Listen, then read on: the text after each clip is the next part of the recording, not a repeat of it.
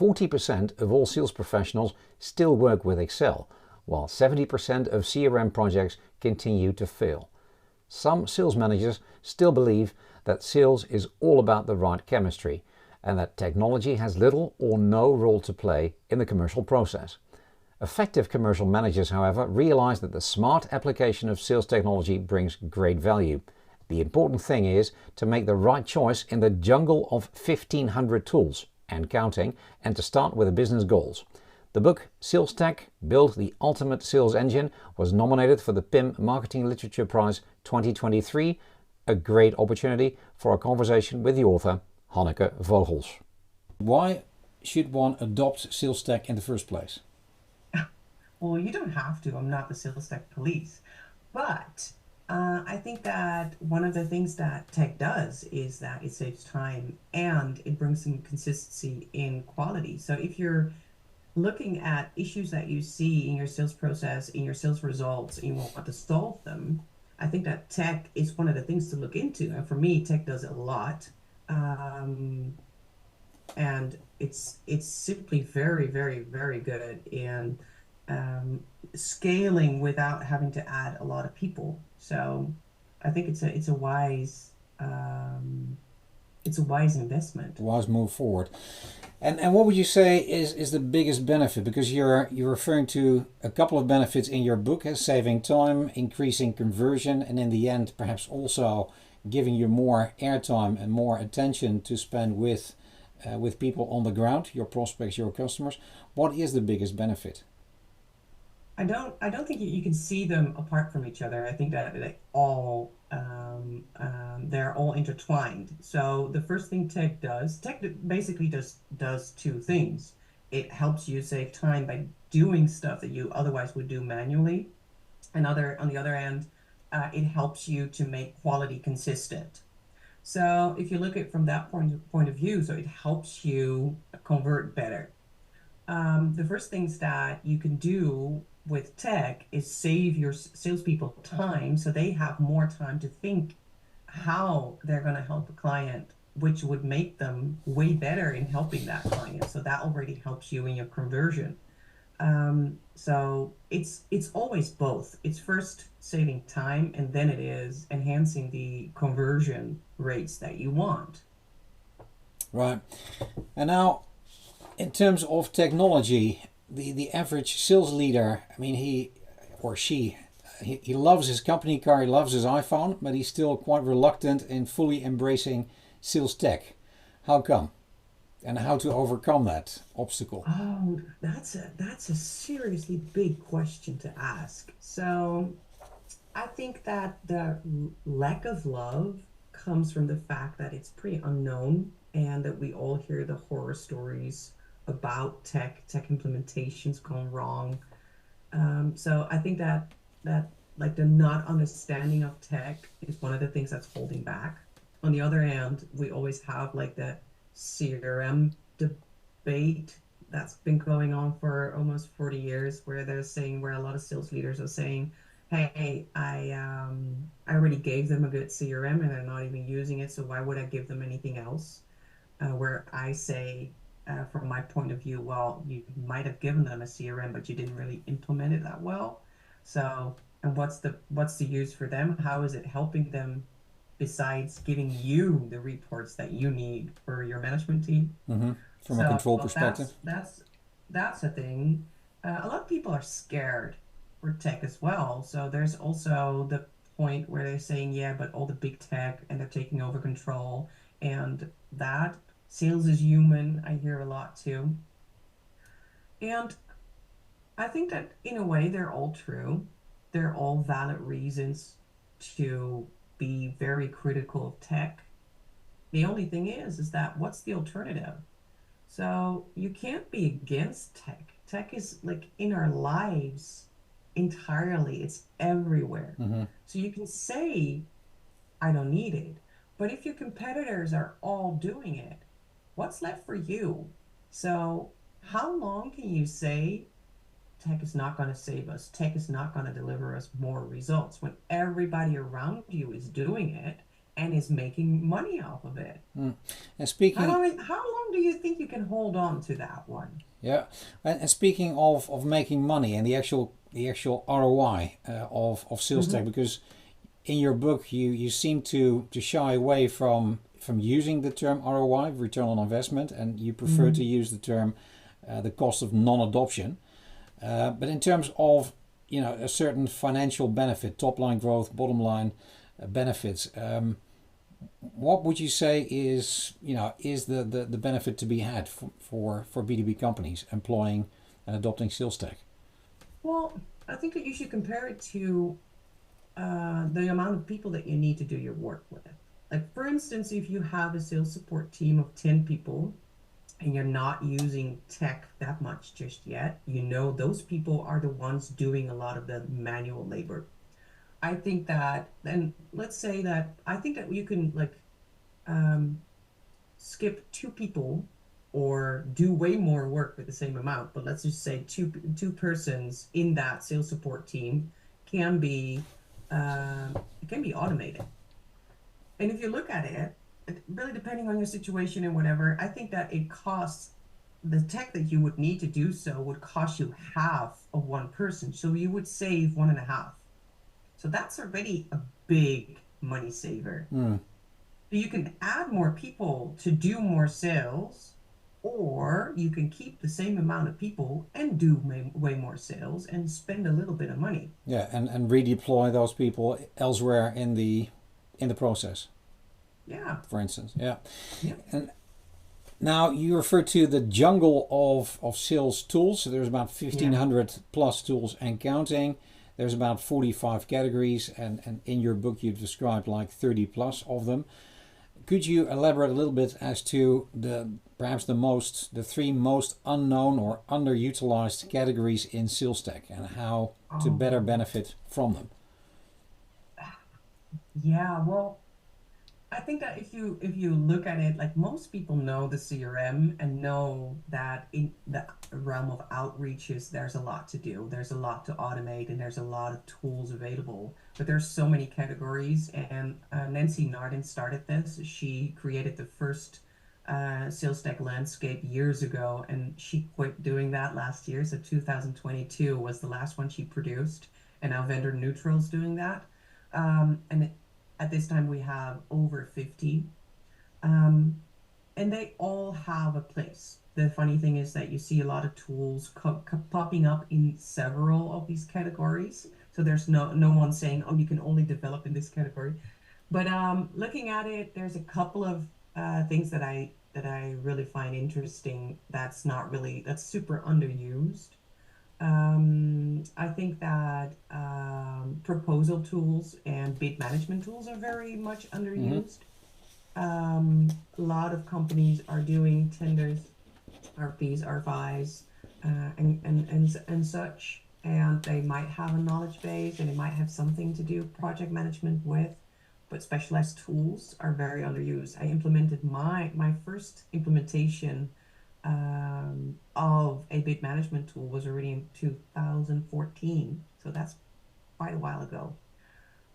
Proposal tools it's pretty much in the same category, but they're different. Proposal tools are very underused. I think that it's insane that we're still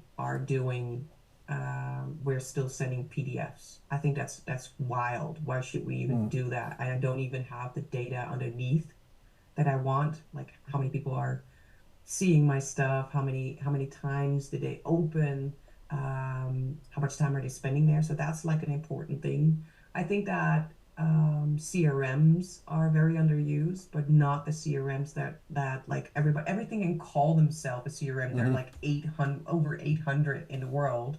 But like the actual sales platforms that are integratable, that have marketplaces, that are highly customizable, that's like a really small piece of them. So separating the good from the mediocre, to say it like put it mildly. Because the C Um, and the CRM, mind you, is part of the actual foundation that you refer to in your book. So yes, even yes, there, CRM is there's a very important tool yeah. within. So And even people there, really want to debate with me about that, but I still think that CRM is an important one, and you yeah. can build that. into like a sales platform, a work platform that everybody works from, um, and not just have your management control system from it, but actually working from them, emailing and having all the tools connected and giving the insights and actually doing some automations for people so they don't have to do everything themselves. For instance, having the handovers to the organization when you scored a deal being like fully automatic. So you just put your opportunity in closed one, and everything's going is just going by itself, like to finance, to operations, everything. So CRM is undervalued, underused. Personality indexers, I like them. Little tools that help you identify who you're actually going to talk to, what the tone is that people like, what their personality is. I Hmm. like those kind of tools. And Which thereby really help you to differentiate between different members of the DMU. yeah, different members, different personalities of these members. Right. Like, for instance, you talk differently to a CFO than to a CCO. Those kind of, yeah, that Yeah. really helps. And not just generic, but on the person, because, well, Right. I know CCOs that were very blue. They exist. And instead of the red ones that you see a lot in scale-ups, but there can be differences. Yeah. So those personality indexes, and I think like a really tiny tool that not enough people use is a meeting scheduler. So somebody has just a little link that helps people to just schedule Yeah. an appointment. I don't even know why we're emailing or calling to set an appointment. Seems like a no-brainer indeed. And Right. just backtracking to the category of the bid tools. Hmm. As of what kind of number or frequency of bids does such a tool actually make sense? I think if you like on average do one a month on average, that is something you need to have. And if you do like one every 2 months, it's something to really look into because then you don't have a bid manager. If you're doing one a month, you probably have a bid manager and you're covering up the fact that, well, that person is doing its job. But if you want to scale from 12 to 18, that's going to be a problem. Mm-hmm. So starting from six a year would be my advice to have a look at these tools. Excellent. Now, moving on to the topic of account-based marketing and account-based sales, what kind of configuration of tools would you recommend, if any, to deploy in that discipline? I think that oh, that's a hard one because there's a lot of factors to take into account. So first of all, if well, social selling is a thing. If you're using it, you're bound to work with LinkedIn. LinkedIn is very closed, so and LinkedIn does not allow for automation and is totally against connecting any tools to it and taking the data from the platform, even though it's happening on a large scale and there's so many tools for it. Um, there's not just one tool that can help you do it. Like the problem with one of the biggest problems with LinkedIn is like getting the DM information into your CRM. Um, and having the right email addresses because so you always need to like do a step in the middle to retrieve the business email information instead of the personal email information if you're getting any. So you need a LinkedIn outreach tool, you need an email verifier, and you need like a mail outreach tool. Um, if that's like what you're doing, maybe even Twitter. It's a hot mess. So if you're like multi-touch um, tooling really depends on the CRM that you're using and the methods that you want to use. And there's no one solution for all. And depending on the emphasis that you put on what channel, you decide what tool works best for you. So, for instance, if your emphasis is on email with a little bit of social selling, you would want to focus on tools that are really good in crafting good personal emails and helping you retrieve the data that you want. So data enrichment. Luna would work, but also Apollo, and there's a lot of tools that can help you do that. Um, combined with maybe even an email writing tool, then you can just like use tools like a duck soup or whatever to like really put in the background and not let salespeople touch it too much because it's hella dangerous. LinkedIn bans are like coming Yeah, out. yeah. But there's also, if you put more emphasis um, on the social selling, you would want to have a not too much on emailing. You would want to have a look at a tool called Expandy Mm-hmm. because that one's more intuitive. You can have Meet Alfred, even more intuitive. Feels a little bit old school. It's a little bit denser in what you can do with it, but it works like a charm. And then you have your CRM and what you need to connect with. So the combination of tools really depends on either your focus and what you already have and not willing to let go. There's not one solution. That field is very complicated Right. still today, unfortunately. And now on the topic of actual implementing tools, of course, Mhm. IT has a bad name, a bad reputation when it comes to lead And they time. very much deserve it, yes. And I was just and in your book you refer to a rule of thumb in terms of implementation time times 3.5 is the total duration or lead time. Yeah. Is that only for point solutions? Is that for the foundational elements as well, or because that still It, sounds like a heck of a lot of time? Yeah, and it really depends on what you're doing. So for instance, there are point solutions that because I say that if you like ask an agency how much time it would cost to implement a certain tool, there are always agencies that implement tools for you. So for instance, if they say it will cost me 1 day to implement a tool, that means that you can have that tool in total being implemented in 3.5 days. So it doesn't have to Mm. be large.